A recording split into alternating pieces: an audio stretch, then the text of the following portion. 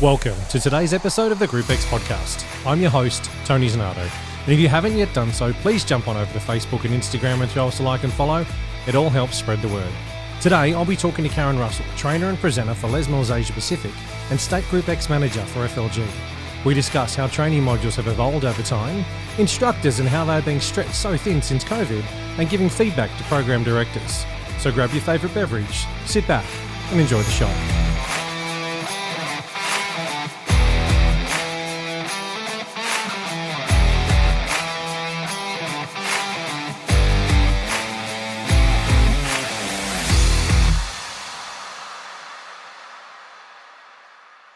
Guys, thank you so much for coming on the show and having a chat to me. I greatly appreciate your time. Thank you for inviting me. I'm excited. No, I think, guys, as I've said to you and I've said to a lot of the others as well, I'm so proud and so privileged that you guys have all said yes to be part of the show and come on for a chat. So I'm honoured as well as you guys are. So it's a weird place for me. I suppose I look at it and I think, you know what, Tony, I need to have a little bit more confidence in this and understand that you guys are part of this as well as I am. And you know, the whole weirdness I need to get over. Yeah, if we can give back a little bit to help other people, then I think what you're doing with the podcast is awesome. So congratulations. Cool. Thank you. I greatly appreciate that. Hey, I want to kick off and like I have done with all the other guys as well, start from your beginning and how you got into the fitness industry. Where did it all start for you? My beginning is I have to search a long way back in history, almost to the dinosaurs to remember how that happened.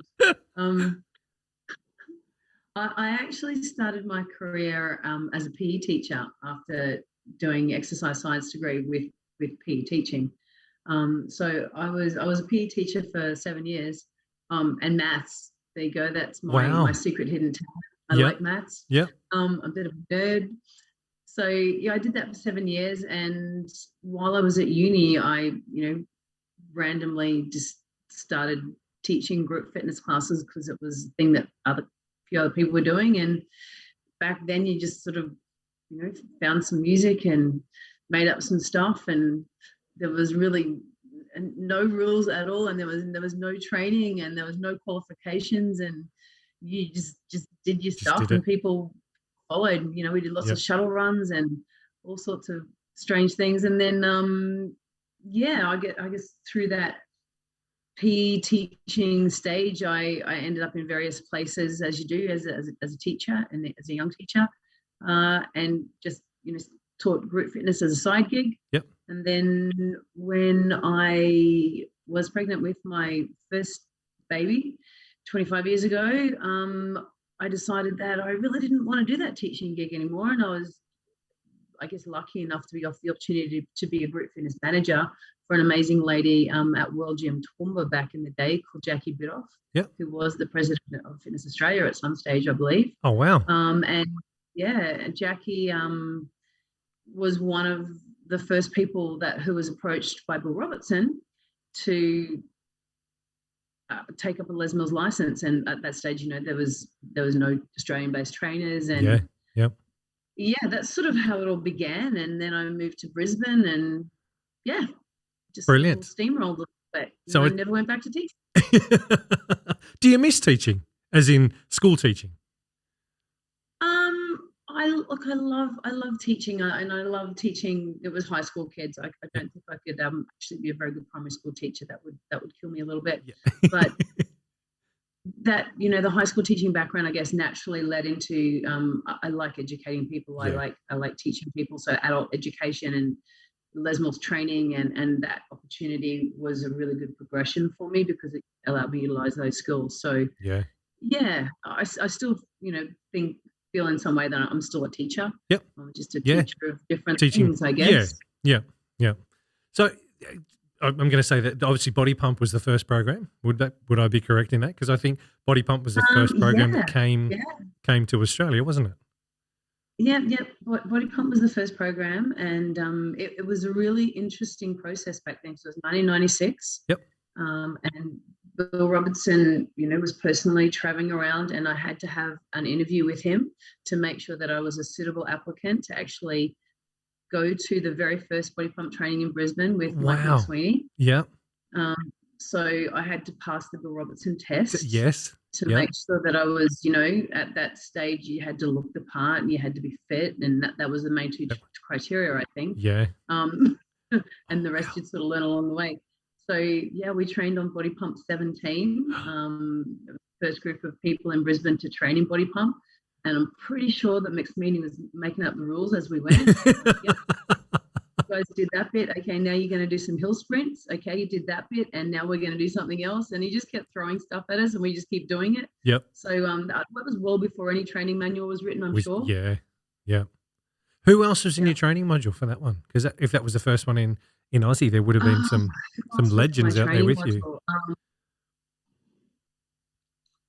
Look, there's a couple of instructors who are still around Brisbane who are in that training module. We did the training at the Intrapilly workout. Yep. And Kelly, who was on the training with me, is now running that facility with her brother. Yep. But yeah, there were no other trainers, presenters who were in that training module.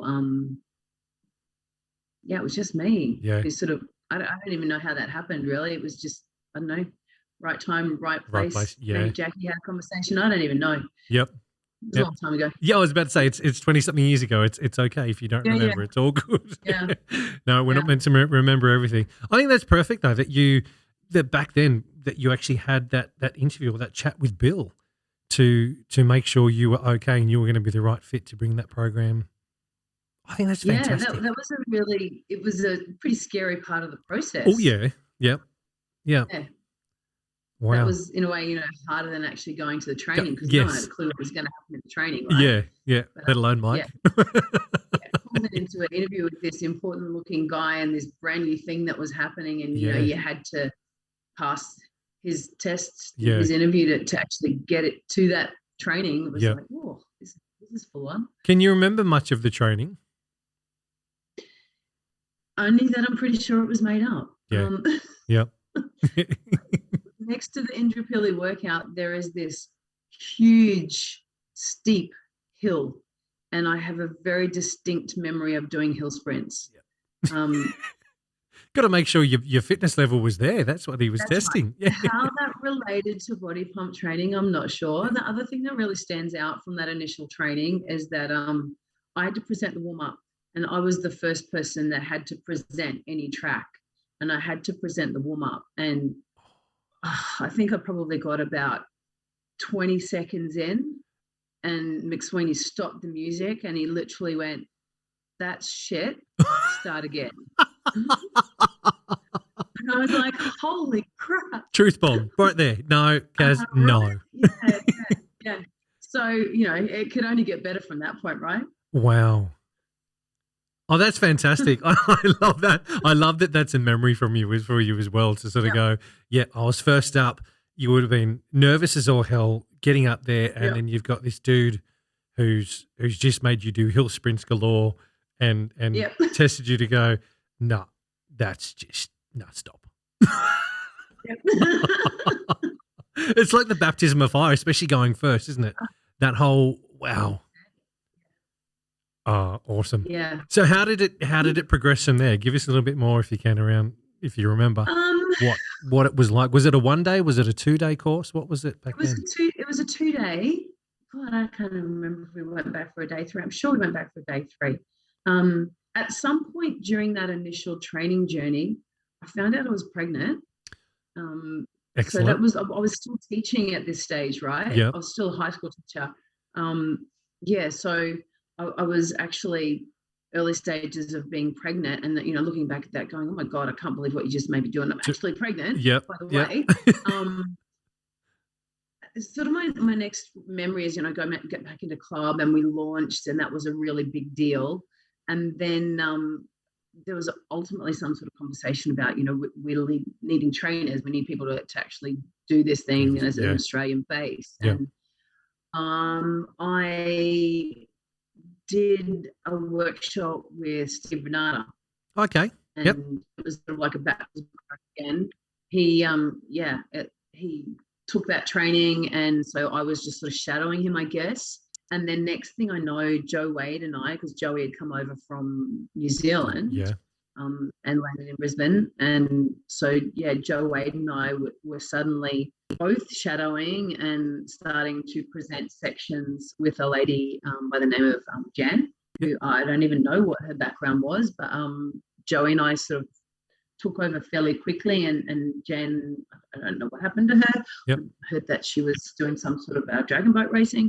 That's all I know. Yep. And yeah, so we started doing pump training modules, and then somehow by osmosis we learned how to do body attack training modules.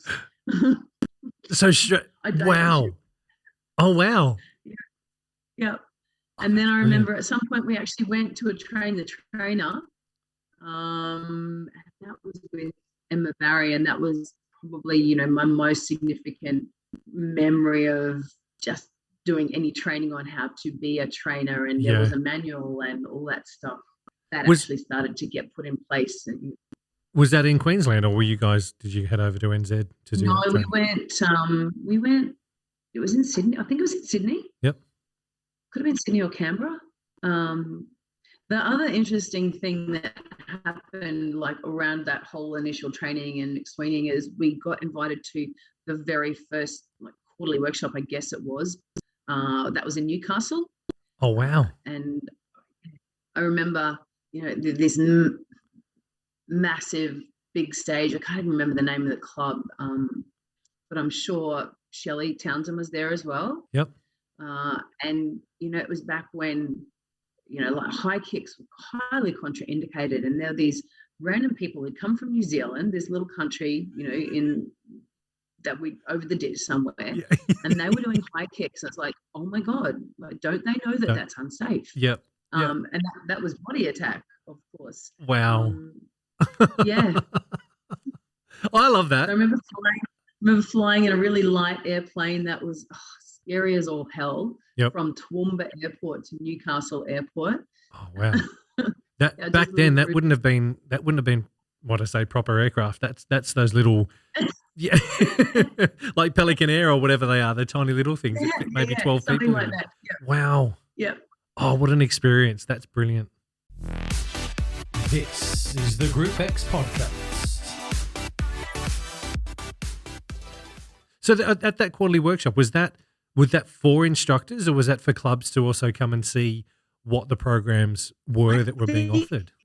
Just the initial exposure of Les Mills to the Australian gym market. It was organised by Bill, and obviously invitation only, because we flew our little crew down from World Gym Toowoomba. Yep. It was just to come and look and see at what this thing is. Yep. Yep. Before anyone was even trained. Wow. Oh, that's awesome. I love hearing that kind of stuff. That's unique stuff that no one's ever going to experience that ever again. That's so you. So what was happening in the time back then? That's brilliant. Yeah. Oh, I love it. Yeah, right on the edge of the great unknown. Yeah, totally. So can you remember your first ever class you taught that was Les Mills group fitness stuff? I can't remember the first class that I taught. I remember that after I did that shadow training module with Steve Renata, he came back and he visited the gym in Toowoomba and was there for a couple of days, and obviously, seeing how we were going because we'd launched, and I had to team teach with him, and I was just so nervous, and I completely screwed up the choreography on one of the tracks and just lost the plot. Somehow managed to get back on track, and that was just my first memory of being so nervous about teaching someone who was this this amazing dude who was bringing this thing, and I was supposed to be the person who was going to be rolling it out in Queensland. Yeah, it was a disaster. And back then I was pretty young and hot. Yeah. So. Worse. I will say though that I think that's brilliant because it shows to me, nerves show that you love what you're doing. Yeah. If you don't have nerves, to me, I think it's more, you know what, are you really showing passion for it? And I think the nerves and that anxiety and that sort of adrenaline that runs through your body when you're doing that kind of stuff is brilliant. And the fact that you screwed it up, the fact that you got back on track is the main thing. You know, you got back on track and I was like, yeah, okay, that was a bit of a crash, but yeah, you know what? It's okay. When no one died, no, you know, it's group exercise. No one died here. This is all good. We're all good. We're going to keep moving through and do it. Did Steve? 6 years later, it's pretty much the same, right? Yeah. Oh shit! I screwed that up. Well, that's what the Corrie should have been. This is the Group X podcast. I want to skip back just if I can before Les Mills. If you can cast your mind back with me, I just want to need to have that music that sort of does that. Yeah. What was the first ever group fitness program you taught? It was sort of like I guess it was a circuit style type, you know, get in and do a few shuttle runs and now do a few squats and now do some push-ups. And totally made up. And then I ended up out of uni. So that was when I was at uni. And I ended up out of uni. My first teaching gig was in a little country town west of Brisbane called Warwick. Yep.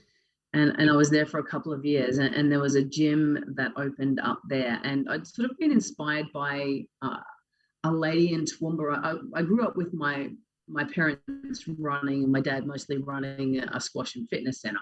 Okay. Yep. You know, back in the day, and so it was like a massive facility, had 10 squash courts. Squash was massive, and you know, I played a lot of squash. And there's a little room down the side where they did aerobics, and there's this strange lady who turned out to be, you know, one of my really early mentors, by the name of Maureen, and she made her own gym gear, and you know, she had the whole leg warmers with the G-strings on the outside. Excellent. And headband and like the whole Jane Fonda get up going on. Brilliant. So she sort of, you know, it inspired me, I guess, to start playing around with choreography and putting music together. And I quite liked that. I'm not especially creative, but I liked doing that. And so when I went to Warwick, I started teaching step and sort of fat burner and high-low style classes. It was all, you know, you made up your own choreography and we learned how to work with music. Yep. And then at some point in that journey, I did, can't remember what it was called, aerobics module, probably. Yep. Was the grapevine and the marches forward and the side taps and all that kind of arm lines and all that kind of stuff, was that involved? Absolutely. Yeah, all of that. Okay. Grapevines and pivot turns and box steps, and I've still got a full book of choreography that sits, you know, underneath my stockpile of really old choreography notes, just in case I need to bring it back one day. Yes, love that. Now, let me ask you a question on that. Do you reckon that freestyle will make a comeback? Because, you know, we've sort of seen everything go around in that circle, and circuits come back, but it's just been called something else, and we're seeing it all. Do you think that freestyle group exercise will make a comeback in some way, or do you think that in some way? I don't think it'll actually come back around to exactly what it was. Yep. I mean, and you know, there are still some clubs where it's going really well. There are still instructors who are teaching that style of thing, and you know, we still have some members who love that. And that's their preferred style of movement. And I think it's, you know, there's a definite skill involved in it. I think the main reason why we don't have a lot of that in our Australian market is because, well, Les Mills sort of took over, didn't it? You know, we've got the highest quota of, compared to any of the other LM agencies, we've got the highest gym population using the licenses. But because of that, the opportunity for RTOs to really do any sort of aerobics training or, you know, freestyle instructor training, it just died. It went away, and then Cert 3 and Cert 4 took over, and there was minimal component within that. Yes. taught people how to build freestyle choreography. So there's not many people who have the ability to do it well Yeah. because they Yep. just haven't learned. Yes. And there's no one to be mentored, very few people to be mentored by. Yes. So, Yeah. It was the reason I ask is there's a conversation I had with someone just recently around that, and I was like, I wonder if one day that would make a comeback. But I think it's almost it's an art form that, as you said, is not taught anymore, and I think the ones that know it aren't willing. That's not the right words to use. Aren't probably in a position to want to or need to upskill or teach people in that. And unless someone really sort of went away and went, okay, I want to grab everything from the past that I possibly can to bring into this and design something new, then we may see something with it. But I think that I mean zero disrespect to anyone listening when I say this, but I think the great freestyle Group X instructors or trainers are dwindling away slowly as we're aging in our demographic of instructors. You can tell I'm choosing my words correctly.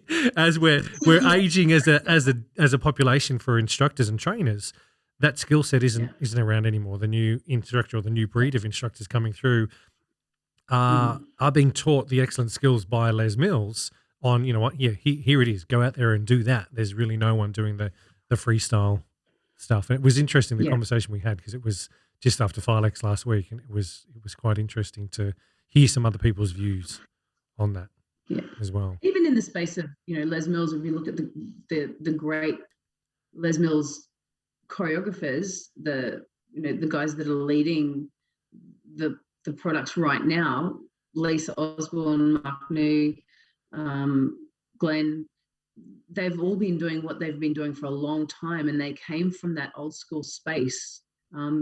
So they have that skill, but they've also got a really good just affinity to work with music. Yes. So, what they've been doing has been happening for a long, long time, and there's probably a reason why they haven't been replaced, because they're so good at what they do. Yes. And not a lot of people actually have that ability. Yep.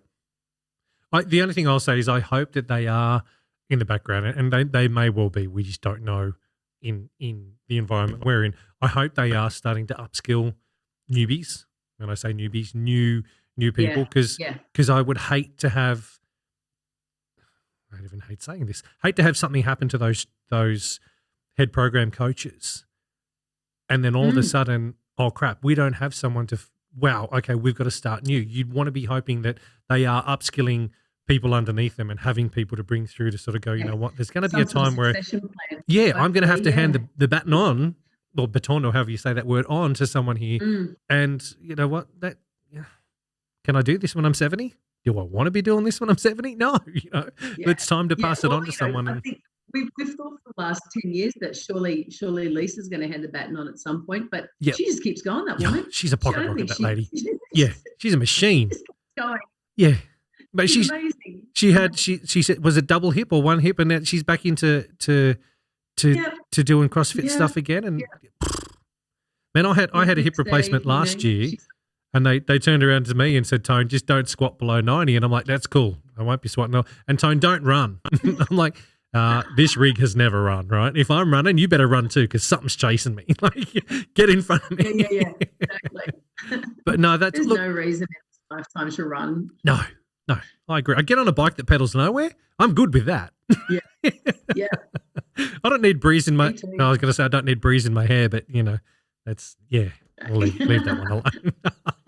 Okay. Yeah, but no, look, I do hope that they are looking at a succession plan and putting people, bringing new blood, I wouldn't say even new ideas, but new blood through, so that we start having that evolution that needs to happen. I think we need to future-proof what's happening in the industry for Group X as a whole, not just the Les Mills stuff, but everything as a whole, to make sure that the new generation are getting some sort of skills to continue this on. I would really hate to be here in 10 years' time and going, okay, do you remember that conversation we had? Yeah, do you remember it? Yeah. Because for some reason Group X has died. It's gone. I would hate for that to be the case. Let's hope it's not. I think it's just evolving, and a thousand different ways and directions, right? It's like, you know, I can't remember who you were talking to now. You know, the circuits are back. Yeah. Everything's evolving. It's just we're just inventing and reinventing and then expanding and calling it different things. Yeah. But it's almost, you know, the same version with new toys. Yep. An assault bike versus, you know, an assault bike is what we used to have in our squash center. You know, 30 years ago, it was one of those wind train bikes that had the massive big fan in them to create resistance. Yes. Yeah, I remember from the down here in Wollongong where we are at the Lakeside Leisure Centre, it was a super circuit, and that was one of the stations was the bike with the arms in it. It was this big silver thing that, you know, you'd sit there and the fan would be blowing your shirt everywhere and it'd be like, this is brilliant. This is same thing, just built differently. Come back around yet again. This is the Group X Podcast. From when I started with Les Mills back in 2012, the evolution that I've seen of programs, even since then, since 2012, in the last 10 years, you know, I haven't been there for 5 years, and we've seen Bar come out. We've seen the evolution of what was CX30 to CX Works to Les Mills Core come through. The changes that have happened, obviously with Sprint and the Trip as well. That kind of stuff 10 years ago didn't exist. You know, that's an evolution in itself. I mean, we saw the implementation of CrossFit, then we saw the F45, was, you know, got the BFT, we've got Orange Theory, all of that stuff coming through, and what I class still as group exercise. And in our space, it's not stopping. Yeah, exactly. It's definitely not slowing down. It's evolving, and it's in some cases redesigning what we've done in the past to bring to the future. Yeah. And still growing in that way. I think the exciting thing is that there's just more people doing stuff. Yes. You know, whether they're in my body pump class or in, you know, a body fit facility up the road, it just excites me that more people are moving. Yes. And that, you know, as a collective industry, we've got more people moving. Hopefully that's not just because there's more people in the population, right? Hopefully it's because there's a greater percentage of the population are actually invested in keeping themselves healthy and fit. Yes. And, you know, it's pretty cool to know that you've been part of driving that, whatever your corner of the globe is, that you've created some sort of little ripple and hopefully inspired a few people. Yep. And you've just got people moving. I guess that's what's always been the biggest thing for me, you know, coming from a PE teacher background. Get kids moving, get people moving, and just, you know, it's make it a part of life. Yeah. On that, how many instructors? Fortunate enough to land in the Les Mills space. Yes. Yeah. On how many instructors do you reckon you've trained in your career? Could you put a ballpark figure and just sort of go, you know, I reckon it would be. That's a really good question, and I've thought about it, and the maths is way too hard for me. But you're a maths teacher. Hang on. I know. You're right. Like literally, there would have been at least one training a month for, you know, probably 20 years. Yep. There's a lot of weekends of working and you know, training instructors. So, you know, if we call that 20 years times 12, 240 times average of 10 people, that sounds like a lot. Yep. Whether that's sort of round, you know, relatively accurate or not, I don't know. But there's a lot of people. A lot of people that that you've helped become instructors that are helping more people move, getting fitter more often, and doing all of that. I think that's perfect, because it's having that skill set for starters, I think, is quite unique in that you're able to train other trainers to be able to get out there and train the masses. Yeah, I think that skill set of being a facilitator is gold, because you're able to pass something on that it's not everyone can do that. Not everyone has that skill set to be that teacher and be that presenter or trainer that you were in that way. But to touch that many people's lives is gold. I think thank you. Yeah, and thank you for what you do. As an educator, I guess it was always more rewarding for me to be in that training space than it was to be on stage as a presenter. Yep. You know, being the rock star. That was cool, but it was more rewarding to actually watch people grow and change and be really inspired to take that back to their people and help other people move. That was always the best part of it for me. I really And enjoy then I really enjoy hearing that so as I because say, sorry, go. then I decided at some point that I needed to have a life and get my weekends that I'd never had before Yeah. back. That was pretty cool too. I remember having that conversation with my wife as well when just after Lee was born. She's like, you know what? No, I really want to have my weekends back. I want us to spend some family time and do it. And yeah, so I can relate to that one. The I suppose the thing I was going to say there before is that most of the trainers, most of the people that have been on the show that I've had a chat to that are trainers and presenters, have sort of said the same thing. While they love that opportunity to be up in front of so many people at a quarterly workshop and with their peers and presenting and doing that, because that energy is so amazing in that room of instructors that are all there hanging off every word, hanging off every move, hanging off the music and doing it all. That moment when you're actually with them one-on-one in that training environment where you're able to see them come in on the first day on the Saturday morning and look at them going, wow, you guys are like deer in headlights, to, you know, 3/4 of the way through day one, and then at the end of day two, and then even when you come back for day three and see them from where they were to where they are, the fact that you guys love that has been this. I've had so many people write in or get in touch with me and say thank you for these podcasts, because that shows a real side to you guys, that you're not the, I say show pony, and I know that's not the right word to use, and I'm still trying to find the right word I want to use in that space, but that you guys are, you're real. Yeah. You're not the Pavarottis that are just up there going, hey, check me out. This is all about me. How many likes and how many followers can I get? You're genuine people that give a shit about what we do in this industry and want to help those people be the best they can be for the people that they're in front of as well, which, yeah, brilliant. Yeah, 100%. And, you know, it's funny because even though I'm not in that training space anymore, I'm still have the opportunity through, you know, my role as state group fitness manager, and just even as, you know, when I was in a club-based GFM role, to mentor people and help them and give them feedback and, you know, help them grow. So yeah, but on the back of that, I still, you know, right now, teaching classes is one of my favorite things to do. It's literally what keeps me sane some days. So it's this beautiful opportunity to escape and just connect with other people and be there and forget about everything else that's going on. And move together. So yeah, there's something great about both spaces. Yeah, the ability to pass it on. Yeah. Hey, you've obviously seen a lot of development with the training and how the programs were rolled out here within Australia, but obviously, you know, how Les Mills evolved. Can you give us a bit of a rundown on what you saw and what you experienced from your first initial module training with Mike and, you know, doing hill sprints to where it is now, or sort of how that evolution went through and how it was, I suppose, to present the content as it evolved?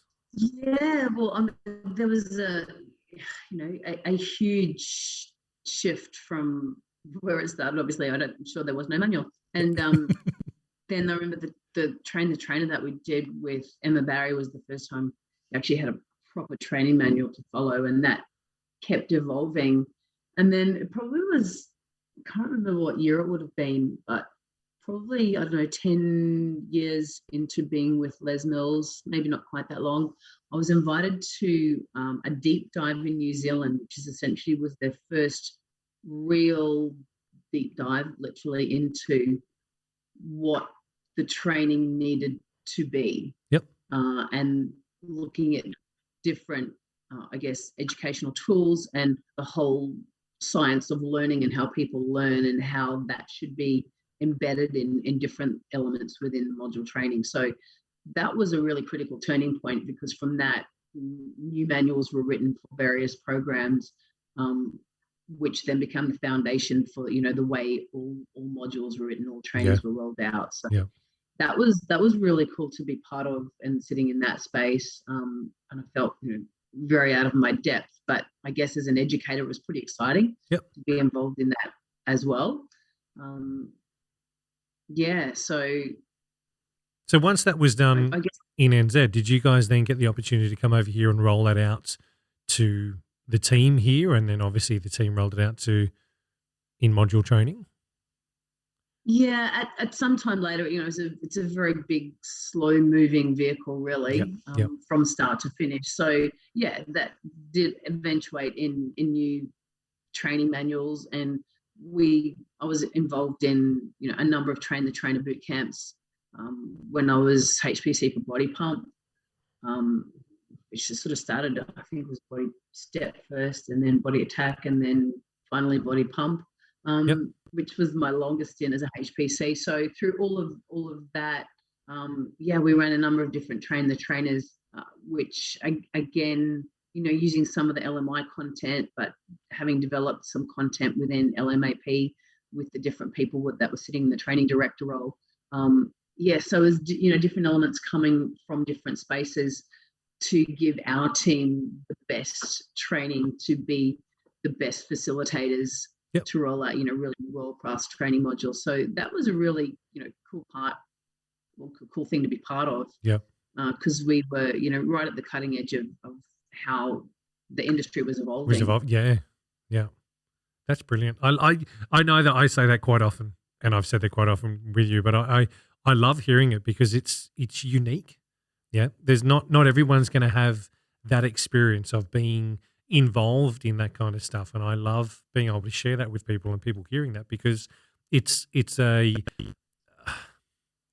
not a snapshot, it's not the right word of using, but it's an overview really of how we have developed in what we're doing, but also the programs that we love and teach so much that if they stayed as they were back when you did your training, I'm sure the programs wouldn't be what they are today. Yeah, and no disrespect to Mike, and I hope I can get him on the show for a chat one day, because I've got some people reaching out to him to say, dude, have a listen to this guy and see if you can get on, because I'd love to get him on for a chat. But I think it's great that to see that evolution, and the fact that you're part of it, I think is brilliant. So, again, kudos to you, and thank you for being part of what you were to get it to where it is now. That's fantastic. Yeah, and the cool thing that I had the opportunity to be part of was, Gary Hart was our training director for a while, and Gary was a really creative guy, and he came up with the idea of what was the precursor to AIM really. Yep. I can't remember what that was called. Pro Trainer or something like that. Pro Trainer. Yeah, that's it. Yeah, Pro Trainer. Yeah. Yep. So I was sort of part of the development of that with him, and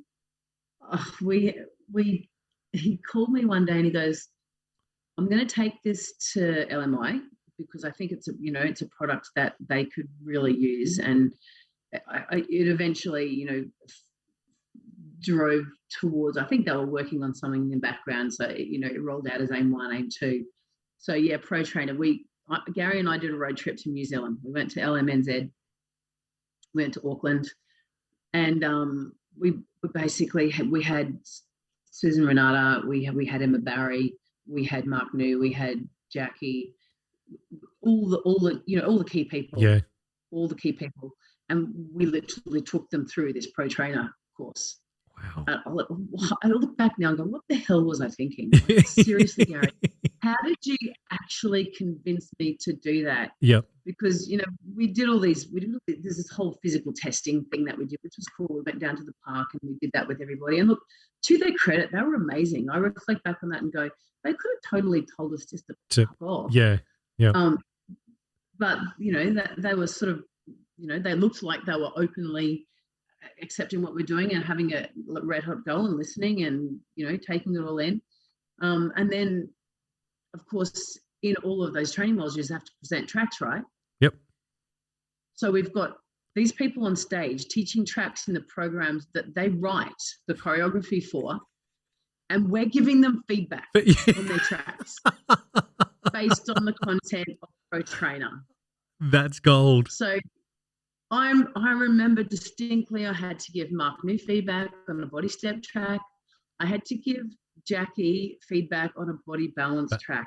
I had nothing. I had nothing at all. Like, what do you say? Yeah. What? Here's this program we've developed that's going to take you guys to the next level. Yeah.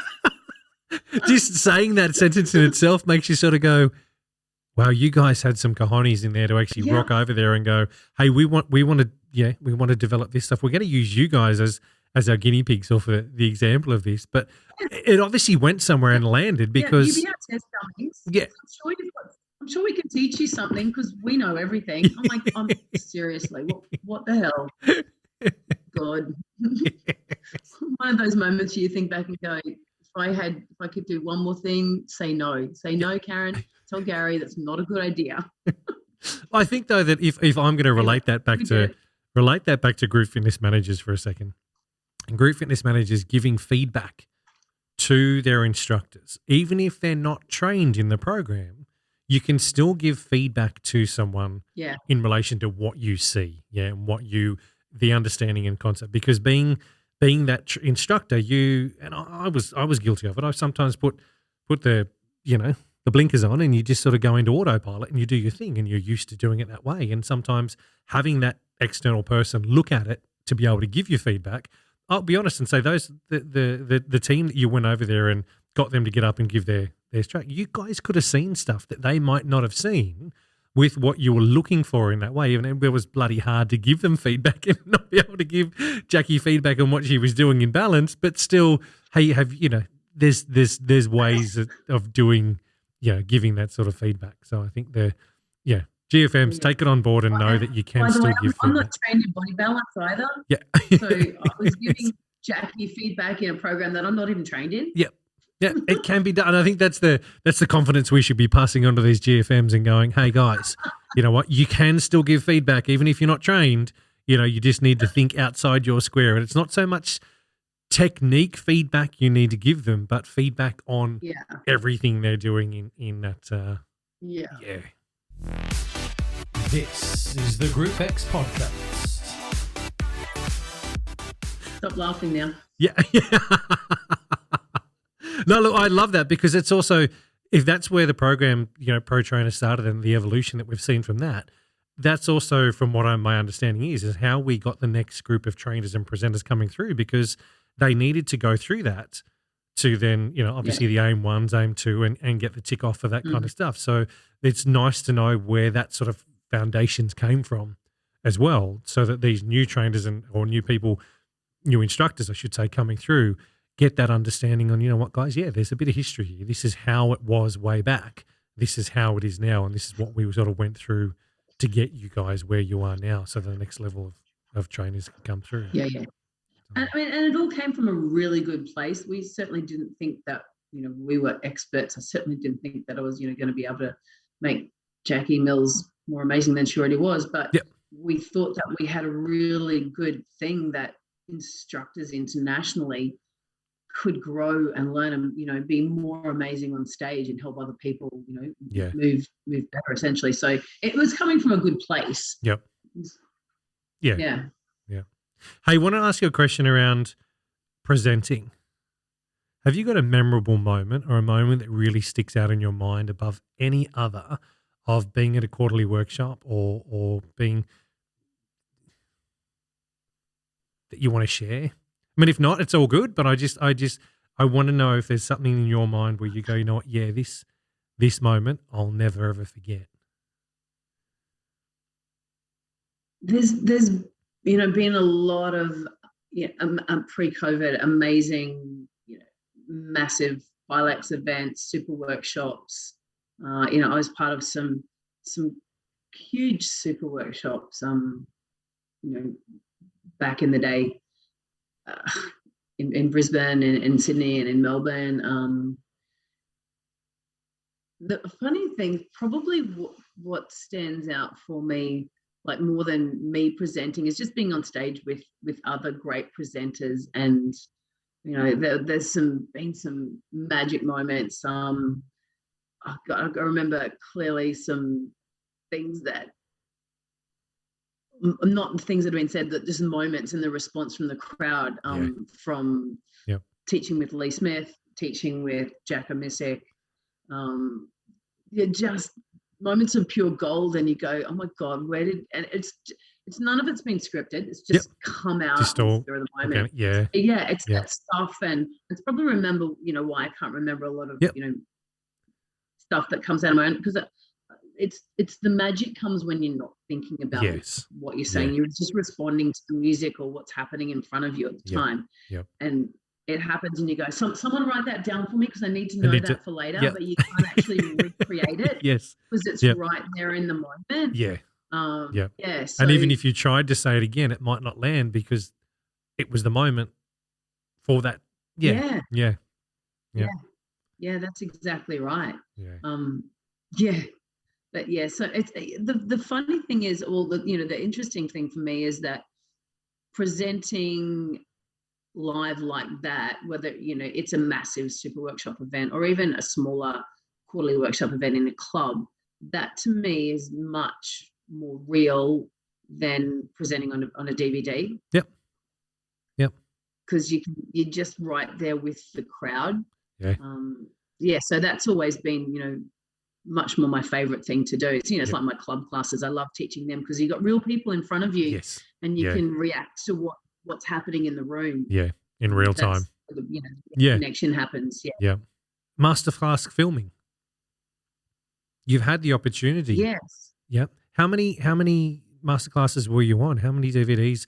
Well, not DVDs anymore. We'll just call them videos because DVD days are gone. How many did you have the opportunity to present on? They were DVDs when I started. They were actually, they just had clay tablets and you just used to write. I was going to say, what are you talking about? That was a good one. I like that. So that was pre-VHS then, yeah? Right. I first did Body Step and then a Body Attack and then a Body Pump. And then I was part of Body Pump 100 and then I did an RPM. So 5. Just made my way around a few different programs. Brilliant. Do you have a favourite? I know that's a stupid question to ask because it's like, standing in front of your kids and a kid says, which one's your favourite? You should never have a favourite. But did you have a favourite or do you have a favourite out of all the opportunities you got? Favourite filming or a favourite program? We'll go filming first and then I'll come back to program after. I think the very first one, because I didn't have a clue. I was completely naive. I had no idea what was going on. I'm sure I was there because Lisa was pregnant, right? So she couldn't do it, so they had to get a sub. And I happened to be HPC for Body Step at the time, so they went, Karen, throw Karen in. So didn't have a clue what I was doing. Just went in, and what you see is what you got. And had some fun, and that was great.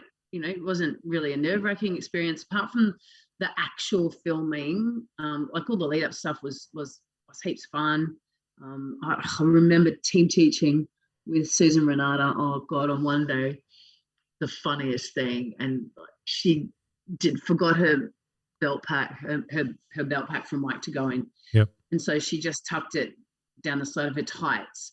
And we were literally doing the speed step, and she stopped, and the mic had slid past her knee down her tights. So she's reaching down inside of her tights to grab the mic pack. Funniest thing. So it was just really off the cuff and loose and real. And took the day filming, and then Lisa rocked up in front of me with baby on board and everything. And suddenly she's standing in front of me and we're filming, and I'm like, can't change it. Let's just go with it. So we did it, and that was fine. The Body Attack experience was much more structured than that. They'd sort of worked out a bit more of a process by that stage. And the same with Body Pump. Probably Body Pump was my favorite because I was filming Dangerous, the lunge track, and it's just one of the classic lunge tracks of all time. So that was just fun because it was a cool piece of music and I really gelled with it. And that and the Body Step were probably my favorite. That was Yeah, and it was real. Yeah. RPM, not so much. It was, much more recent, and it was just felt a bit plastic. Yep. Because, the sound and this light, everything's evolved, and it was more than just a training video at that point. So the whole production around it being a virtual tool as well, it just changes the whole feel of what you're doing. Yep. So that one didn't feel. What release was that for RPM? 77. Okay, so that was still a while ago, right? Yeah, but still recent compared to. Still recent enough to have been a virtual product at that point. Yeah.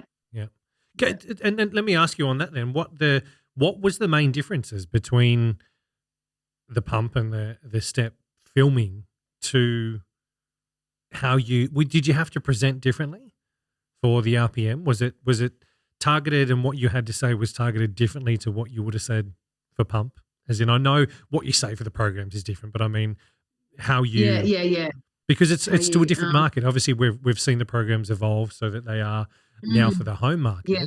Were you having to say things differently than what you would normally to a There was a lot more coaching involved.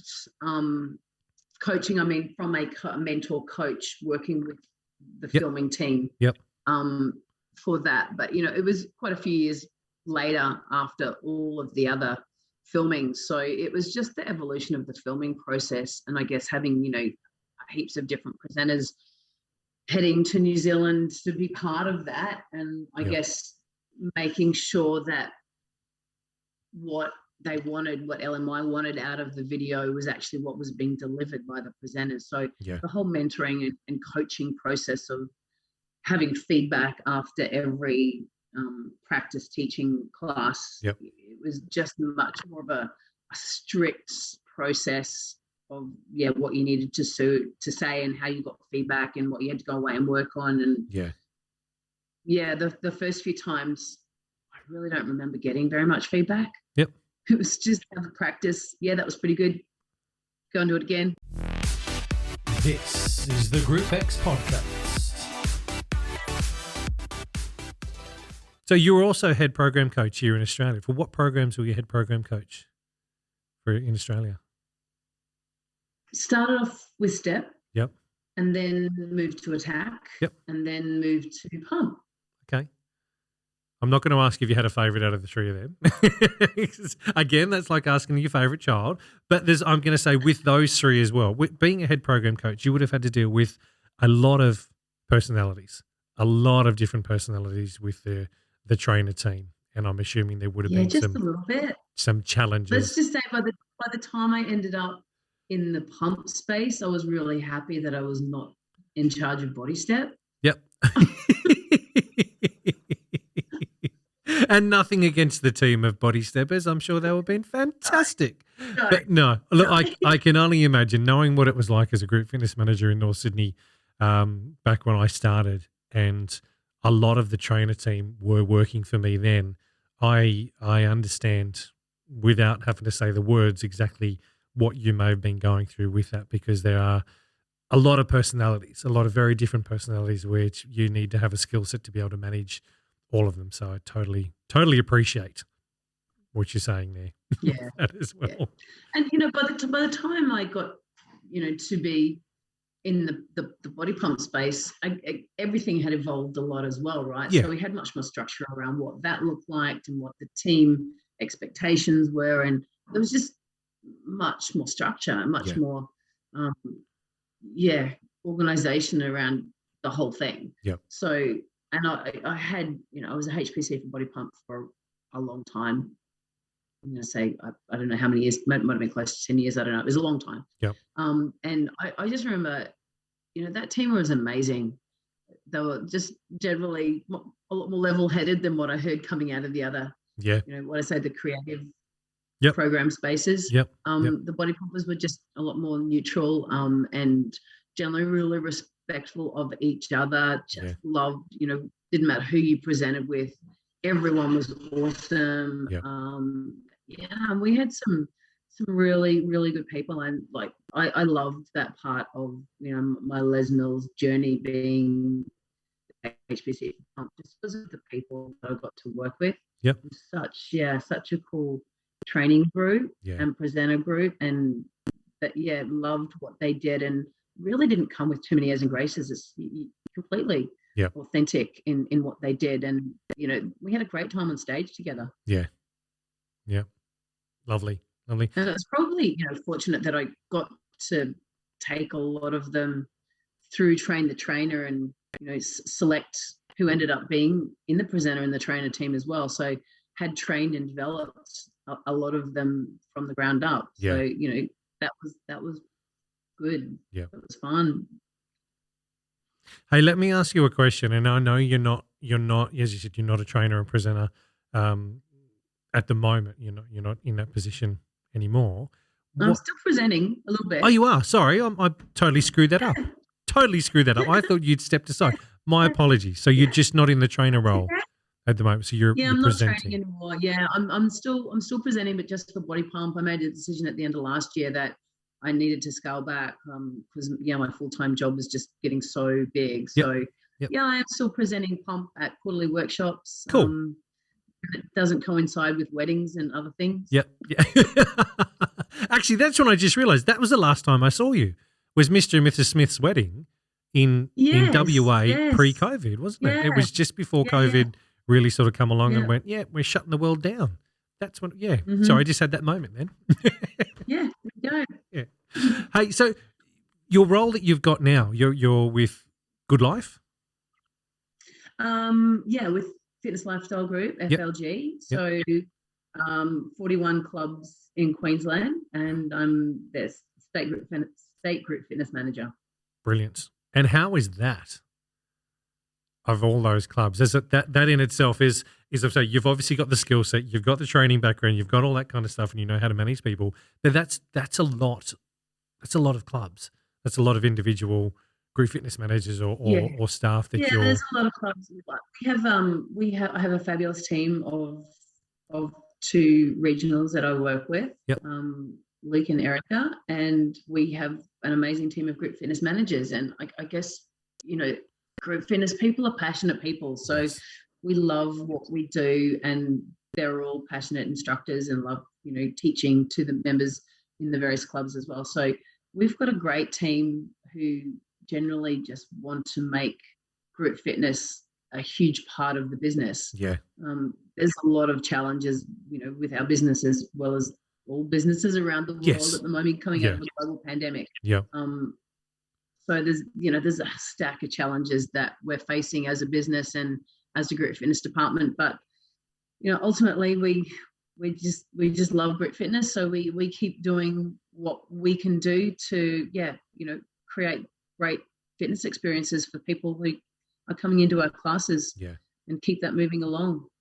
Oh, 41 clubs is busy. Is a lot of stuff going on. Yeah. Hey, if you don't mind, I'd like to ask you a couple of questions around group exercise in Queensland. Yeah, I'm chatting to a lot of trained presenters that I have, but also in my day job with Body Bike, chatting to a lot of clubs. There seems to be, each state has experienced something different. What I'm sort of understanding or picking up from chatting to clubs and the challenges they've been facing. Queensland seems to have not, we're not going to say not been affected as much, but has bounced back a lot quicker than other states.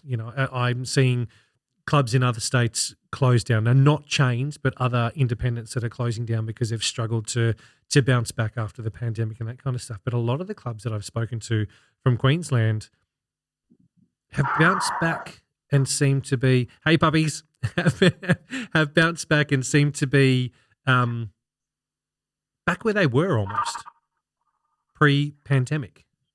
Is that, are you seeing that up there in Queensland or not so much? Yeah, we were quite fortunate in Queensland that we didn't have the extended lockdowns that a lot of other states in Australia and a lot of other places did. So we essentially had, one major lockdown and a few other days here and there. Yeah. So it was in the big picture of what happened in the rest of the world, we were very fortunate. Yeah. Really. Yeah. And I guess for that reason, there's still a new normal, and there's Yes. still a lot of mask wearing, but the rules were not as restricted. When we reopened the gyms, we did have some restrictions on class capacities, but they were very quickly eased. Yes. And while there's no specific rules now, we'll never have as many bikes in cycle studios as we did 2.5 years ago, because that was side by side, right? Yeah. You could not even lean and touch the person beside you, because they were so tightly packed. Yeah. So that'll never happen again. People aren't going to want to ever stand that close to another person, probably for a long, long time. Yeah.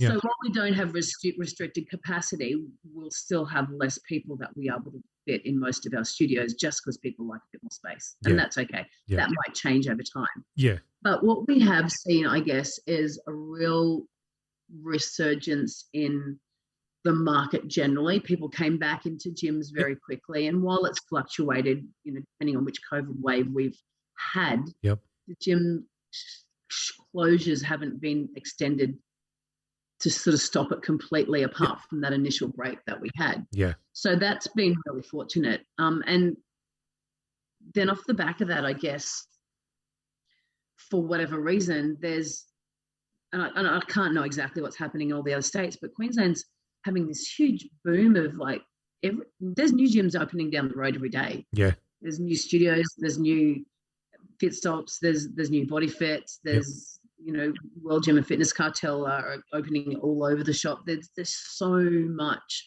competition and new studio space business that's opening. Yeah.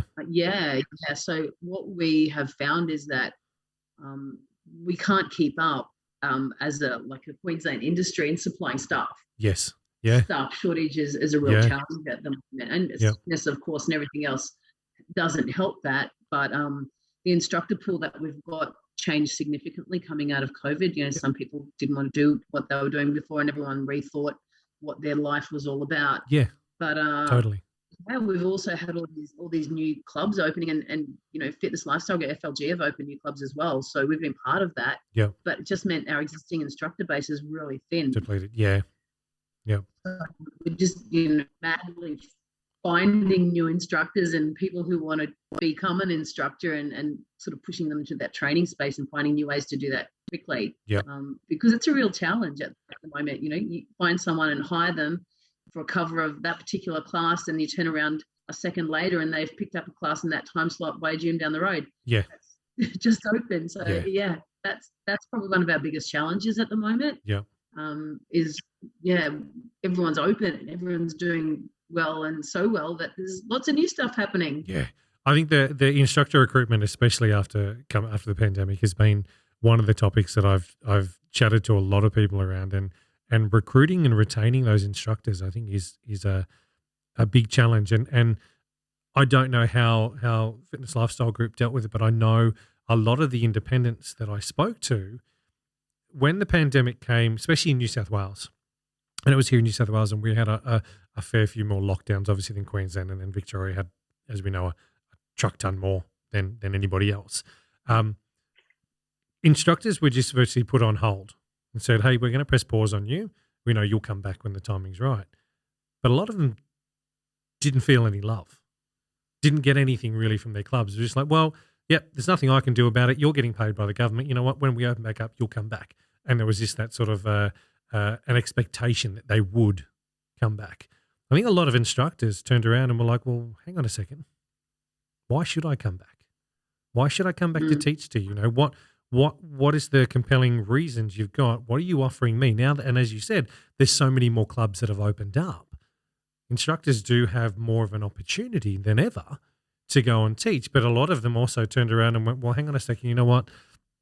If that can happen again, there's no guarantee the government's going to give us money next time. So I need to look at what I'm doing, and where I was teaching maybe 8 classes a week before, I may only teach 2 because I'm going to go and find a full-time job.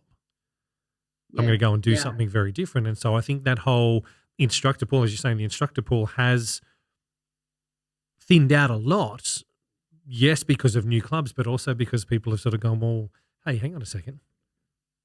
Yeah. I need some security here. You know, I don't know what's going on. As a club, you sort of just pressed pause on me and said, yeah, cool, you'll come back. I think during that time, and it's you know, it's so easy for me to sit here and say it. I wasn't a club owner, and I don't know what clubs are sort of going through then. But I would have thought that a lot of clubs were getting that opportunity to reinvest in their club and do that kind of stuff. The government was giving them money, and some clubs repainted and redid that kind of stuff. I'm yet to see any clubs that really invested in their instructors during that time. And from chatting to instructors, they were like, well, we didn't get anything. You know, there was nothing for us. And I think it's a learning curve for us all to sort of understand, no, hey, if something like this ever, God forbid, let's hope it doesn't, but if it ever happens again, we need to look after those guys as well. We need to look after the instructors because there's no guarantee they're going to come back at the end, you know, whether upskilling them in some way. And that doesn't mean, you know, going out and spending thousands upon thousands of dollars, but it could have been, engaging them in some way to do online classes in a different way or upskilling them or giving them something where they actually were part of. Now, don't get me wrong, I also understand that a lot of instructors turned around and said, well, the government's paying me, I don't care. I'm not going to come back and teach for a bit anyway because as soon as I come back and teach, I'm going to lose the money that the government's given me. So, you know what, yeah, cool. I'll take $700 a week when I was really only earning 120 before. So, you know what, yeah, cool. Yeah, you know, so there's quite a bit of that, right? Yes, and that I remember Rach telling me when she was working at the uni down here that there was a whole group of instructors that turned around and said, no, we're not coming back yet. Hang on a second. We're open. Restrictions have lifted. You can come back in and teach. No, I'm getting more paid from the government. No, I'll come back when that stops. Yeah. That whole attitude. I mean, yeah, obviously it was that whole who knows what was going on. It was all different for everybody and everyone was, you know, in that different stage of we don't know what's happening here. This is all uncharted territory. Yeah. But yeah, just quite interesting. Some of the people that I've chatted to, it's everyone's got a not a different view. That's not what I'm trying to say, but everyone's has a different opinion on how things could have been handled and how things were handled. And it seems to be different from state to state. Yeah. As well. Yeah, like we tried, I guess, to really just stay in touch with our people as much as we could. Just to, you know, I would still send. I was still club GFM at that time, and I would still send my team a bit of an update every few weeks, just to check in and go, hey, you know, how are you going out there? I've walked the dogs 24 times in the last 3 days, and what have you guys been doing? Yeah. It's there's no. Please, I think what I'm trying to say is I'm not trying to have a go at anyone because I don't think there's right or wrong. Yeah, with anything that we did, we just did what we did. But I think it's it's always looking back and reflecting and sort of going, wow, if this ever happens again, that's an asset that we need to look at to do something different. I suppose even the instructors can probably turn around and say, hey, we would have liked this, or let's have that voice to sort of go, you know what could we have done? Let's discuss it. What could we have done differently for Tony, you guys? We're not doing it again. There okay. is no again. Sorry. Yeah, but here I am being all negative. Get that memo. That's not a thing. It's not going to happen again. Oh dear. When I was that instructor that the day the door opened, I'm there. I've got my shoes. Yeah. I've got the music. Like, give me people to work out with. Because working out by myself sucks. Yeah. No, look, I say that on the edge of this caution, knowing that China's still in lockdown. Yeah. China is still in heavy lockdown, and that's where this stupid thing began. That still freaks me out, knowing that I don't know what variant they're up to now, if there's changed or whatever it is. During COVID, we rearranged our lounge room and I moved the TV away from the socket on the wall. And so it's never been plugged back in. I don't care about what's on, Channel 9, Channel 7, Channel 10, ABC. I don't watch that TV anymore. We just watch Binge or Netflix or Stan or whatever it may be. Yeah. I hear enough on the radio as I'm driving to and from work. That's enough. I don't need to watch it, So but just knowing that the country where it all began is still in some form of restrictions and lockdown. Really, scary. Yeah. Christ, I hope it doesn't come back, but I'm just not confident at all that it's not over yet. Let's hope it is, but yeah, I don't mean to. Yeah, well, I'm sure that there'll be a number of people in the fitness space like reaching out to Matt Thraxton as soon as they can get a hold of him, as soon as he's out of lockdown to go, Mate, tell us what happened Yeah. because he's going to have some hell of good stories. Yeah. Yeah. Yeah. Actually, he's someone I need to chat to as well. I need to try and get him on here for a bit of a chat. Yeah. That boy would have some stories. For For sure. This is the Group X podcast. Are there any words of wisdom that you'd love to pass on to any instructors looking to get into the trainer presenter space? Just there's so much choice right now as to what you can teach, what you can train in, the RTOs that you can be trained from. Just be really selective. Find what you love, and don't be forced to training something that someone else wants you to do. Find out what you love. Yep. And because that's what you're going to be amazing at. Yeah. When it's not hard work, when you don't have to think about it, when you genuinely just love moving or teaching in that format. I think there's just, so much choice that sometimes you want to do everything. But until you really find out what you love, then you're not going to be great at it and you can't be great at everything. So be selective. But if you love fitness, and you love working with training and moving with people, then definitely do something. Yep. Start those basic courses, do gel, do Cert 3, get your foot in the door and then find out what you love. Yep. Before you go and do everything. Yeah. So I think something before you try to be good at everything. Yeah. What I picked up there was you're telling me I shouldn't go and do body jam training. Not unless you really, really love it. Look,